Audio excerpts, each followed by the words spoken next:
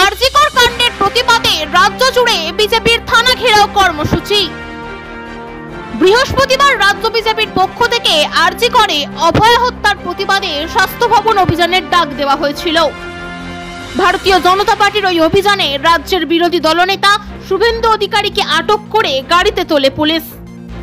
BJP সাংসদ শ্রমিক ভট্টাচার্য সহ অন্যান্য বিজেপি নেতাদেরও আটক করে গাড়িতে তোলা হয়। এছাড়াও বিজেপি কর্মীদের উপর লাঠিচার্জের অভিযোগও ওঠে।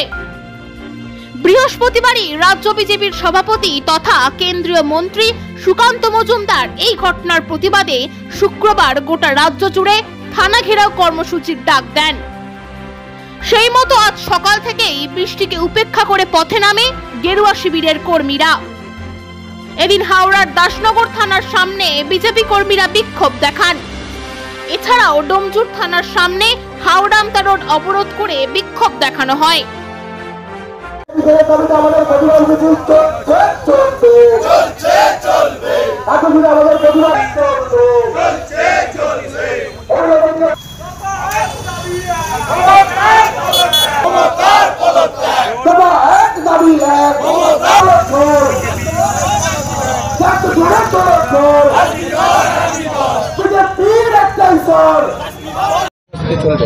যতদিন না পর্যন্ত আমাদের নির্ভয়া আরজিকর কাণ্ডের সেই মেয়েটি যাকে এইভাবে হত্যা করা হয়েছে তার দোষীদেরকে, প্রকৃত দোষী যারা যারা আছে তাদের প্রত্যেককে শাস্তি দেওয়া হচ্ছে, ফাঁসি দেওয়া হচ্ছে, ততদিন পর্যন্ত আমরা পশ্চিমবাংলা ভারতীয় জনতা পার্টি এবং সাধারণ মানুষ এইভাবেই গণ আন্দোলনের রাস্তায় থাকি। এতদিন হয়ে গেল, এখন তো একজন ছাড়া আর কাউকে পৌঁছাতে পারল না। দেখুন, একটা জিনিস হচ্ছে এই রাজ্য সরকার এবং আমাদের অত্যন্ত দুঃখের বিষয়, একজন মহিলা মুখ্যমন্ত্রী হয়ে যেভাবে তিনি এই ঘটনাকে আড়াল করবার চেষ্টা করছে এবং গতকাল যেভাবে কপিল সিব্বালকে দিয়ে কোটি কোটি টাকা রাজ্য সরকারের আপনার আমার ট্যাক্সের টাকা খরচা করে সুপ্রিম কোর্টে এই দোষীদেরকে আড়াল করবার জন্য উনি লড়াই করছেন, এটা বাংলার লজ্জা, এটা পশ্চিমবাংলার প্রতিটা মা বোনের লজ্জা।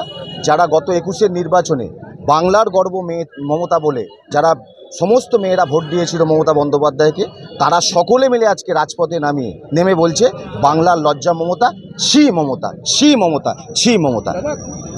যে স্বাস্থ্য ভবনটা 3টে দপ্তর মুখ্যমন্ত্রী মমতা বন্দ্যোপাধ্যায়, আজকে মুখ্যমন্ত্রী মমতা বন্দ্যোপাধ্যায় রাজপথে নেমে তিনিও ফাঁসির দাবিতে আন্দোলন করছেন।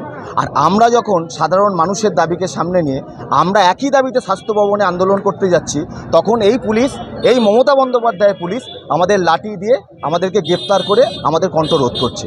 দাবি যখন এক, তখন আমাদের বেলায় এক আর ওনার বেলায় এক, এটা আমরা মানব না। তাই আমরা স্লোগান তুলেছি পশ্চিমবাংলায়, দফা 1 দাবি 1 মুখ্যমন্ত্রীর পদত্যাগ, দফা 1 দাবি 1 স্বাস্থ্যমন্ত্রীর পদত্যাগ, দফা 1 দাবি 1 পুলিশ মন্ত্রীর পদত্যাগ, এই সর্বোপরি মমতা বন্দ্যোপাধ্যায়ের পদত্যাগ। এই দফা 1 দাবি 1কে সামনে রেখে বাংলায় আমাদের এই আন্দোলন চলছে। আমরা পশ্চিমবাংলায় একটা স্লোগান তৈরি হয়েছে যে অনেক অলিগলি অনেক হলো, 27 তারিখ নবান্ন চল।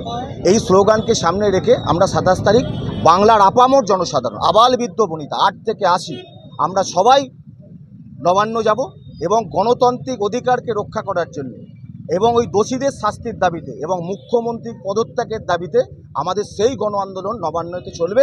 এবং 14 তলা থেকে যতক্ষণ না আমরা মুখ্যমন্ত্রীকে নামাচ্ছি ততক্ষণ বাংলায় আমরা কেউ ঘরে বসে থাকবো না। এইভাবে প্রতিদিন বাংলার অলিতে গলিতে রাজপথে আমরা ভারতীয় জনতা পার্টি আমরা এইভাবে আন্দোলন কর্মসূচি। খুব কম দিনে মানুষের মনে মাকড়দহের ইউনিক ক্লথ।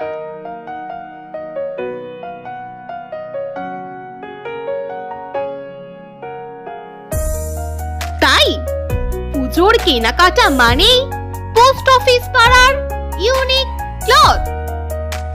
এখানে পাবেন মহিলাদের kurti, gown, top, T-shirt, 2 piece, 3 piece, sharara, lehenga, palazzo, jeans সহ আকর্ষণীয় পোশাকের বিপুল সম্ভার।